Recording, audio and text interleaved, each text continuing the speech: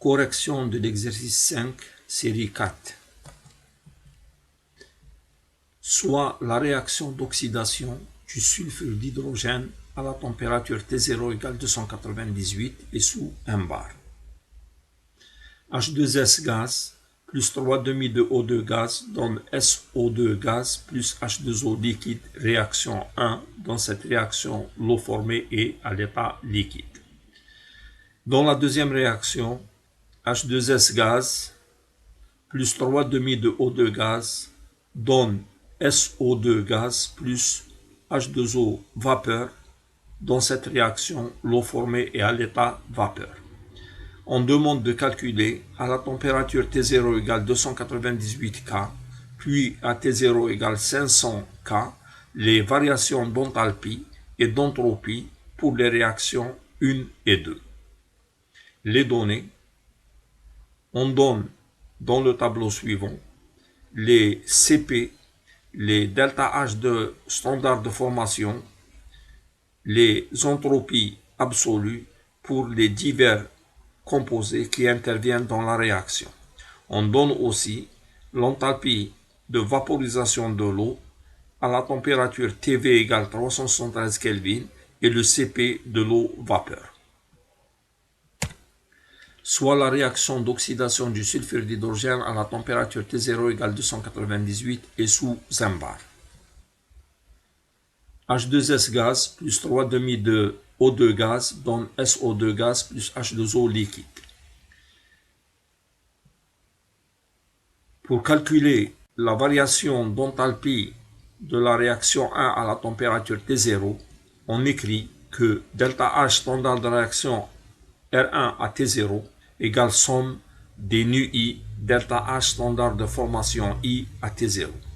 Et en développant cette somme, on a ΔH standard de formation à T0 de l'eau liquide plus ΔH standard de formation à T0 de SO2 gaz moins ΔH standard de formation à T0 de H2S gaz moins 3,5 de l'enthalpie standard de formation à T0 de O2 gaz. L'enthalpie standard de formation de O2 est nulle car c'est un corps pur simple dans son état standard.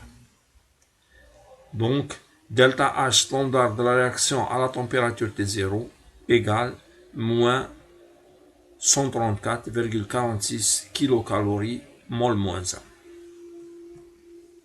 Pour calculer le ΔH standard de réaction à la température T, on utilise la loi de Kirchhoff. ΔH standard de réaction à T est égal à ΔS standard de réaction à T0 plus intégrale de T0 à T de ΔCP dt. On calcule le ΔCP de cette réaction qui est égal à la somme des nu ICPI, donc égal à CP de H2O liquide plus CP de SO2 gaz moins CP de H2S gaz moins 3,5 CP de O2 gaz. On trouve ΔCP de la réaction R1 égale 8,885 calories K-1 mol moins 1.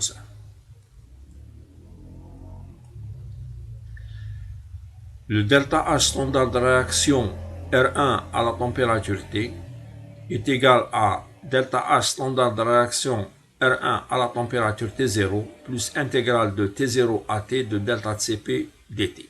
Comme ΔCP est constant, on obtient ΔH standard de la réaction R1 à T égale ΔH standard de la réaction R1 à T0 plus ΔCP que multiplie T moins T0.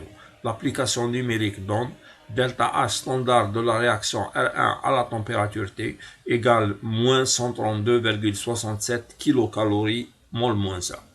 Calcul de l'entropie standard de réaction R1 à la température T0. L'entropie standard de réaction R1 à T0 est égale à la somme des nu I SI standard à T0 égale S standard à T0 de H2O liquide plus S standard à T0 de SO2 gaz moins S standard à T0 de H2S gaz moins 3,5 de S standard à T0 de O2 gaz. L'application numérique nous donne delta S standard de la réaction R1 à T0 égale moins 46,63 calories K-1 mol-1. La loi de Kirchhoff relative à l'entropie permet de calculer delta S standard de la réaction R1 à la température T.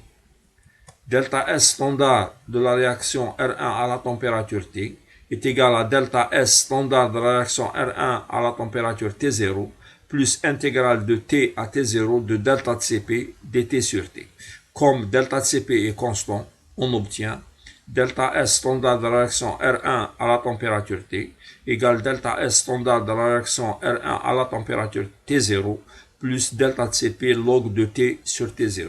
L'application numérique nous donne delta S standard de la réaction R1 à la température T égale moins 42,03 calories K-1 mol-1. Deuxième réaction, on considère que l'eau formée est à l'état vapeur. Calcul de l'enthalpie delta H standard de réaction R2. On considère la réaction R2 où l'eau formée est à l'état gazeux à la température T0 égale 500 Kelvin. On veut déterminer l'enthalpie de cette réaction R2.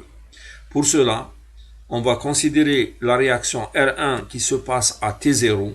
On connaît le delta H standard de la réaction R1 et on va faire un cycle. Ce cycle sera constitué par une première étape qui correspond au refroidissement des réactifs de la température T0 égale 500 K à la température T0 égale 298 K. L'enthalpie mise en jeu dans ce refroidissement est donnée par intégrale de T à T0 de Cp de H2S gaz plus 3,5 Cp de O2 gaz dt. On referme le cycle en réchauffant SO2 gaz de la température T0 jusqu'à la température T. Et l'enthalpie mise en jeu dans ce réchauffement de SO2 est donnée par intégrale de T0 à T de Cp de SO2 gaz dt. Pour l'eau, elle est à l'état liquide dans la réaction 2, mais elle est à l'état gazeux dans la réaction 1. Donc on doit passer par la température de vaporisation. On va réchauffer le liquide de T0 à la température TV, température de vaporisation. L'enthalpie mise en jeu dans ce réchauffement de l'eau liquide est égale à intégrale de T0 à TV de Cp de H2O liquide dt. Ensuite, on vaporise l'eau à la température constante TV et ça fait intervenir le delta H standard de vaporisation. Enfin, on referme le cycle en réchauffant l'eau vapeur de la température TV égale 373 Kelvin jusqu'à la température T égale 500 Kelvin et on va faire intervenir une enthalpie qui sera égale à intégrale de TV jusqu'à T0 de Cp de H2O gaz dt. Et ce cycle-là permet de calculer le delta H standard de la réaction R2 à la température T qui est égal à la somme de toutes les enthalpies. On obtient delta H standard de la réaction R2 à la température T égale delta H standard de la réaction R1 à la température T0 plus delta H de vaporisation plus le delta H qui correspond au refroidissement des réactifs plus le delta H qui correspond au réchauffement de SO2 qui ont été groupés dans le même terme plus le delta H correspondant au chauffage de l'eau de T0 jusqu'à TV et plus le delta H qui correspond au réchauffement de H2O vapeur de la température TV jusqu'à la température T0. Donc on obtient cette relation.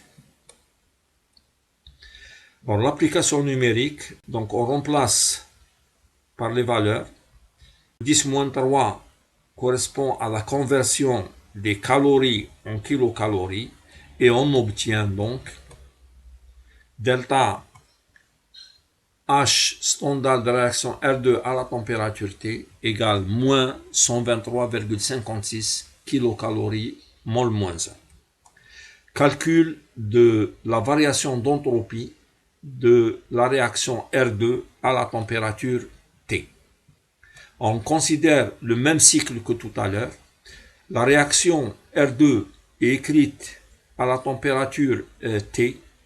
On considère la réaction R1 écrite à la température T0 et on fait le même cycle.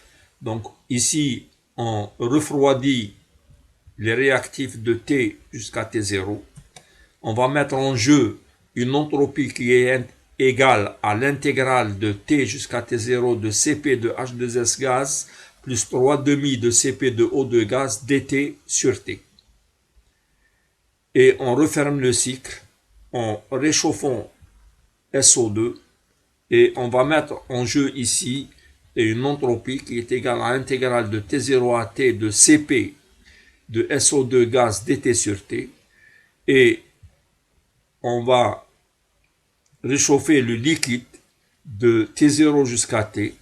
L'entropie est égale à intégrale de T0 jusqu'à TV de Cp du liquide dt sur T. La vaporisation de l'eau fait intervenir une entropie, delta S standard de vaporisation, qui sera égale à delta H standard de la vaporisation divisé par la température de vaporisation. Et enfin, on referme le cycle en réchauffant H2O gaz de la température TV jusqu'à la température T. Et on va mettre en jeu une entropie qui est égale à intégrale de TV jusqu'à T de Cp de H2O gaz dt sur T. Donc on obtient l'équation suivante. Le delta S standard de la réaction R2 à la température T égale delta S standard de la réaction R1 à la température T0 plus le delta S de vaporisation que l'on va remplacer par delta H de vaporisation sur la température de vaporisation plus les termes qui correspondent au refroidissement de H2S et de O2 et au réchauffement de SO2 groupé ici, plus le terme qui correspond au chauffage du liquide et le terme qui correspond au du gaz. Donc on obtient cette équation et l'application numérique va nous donner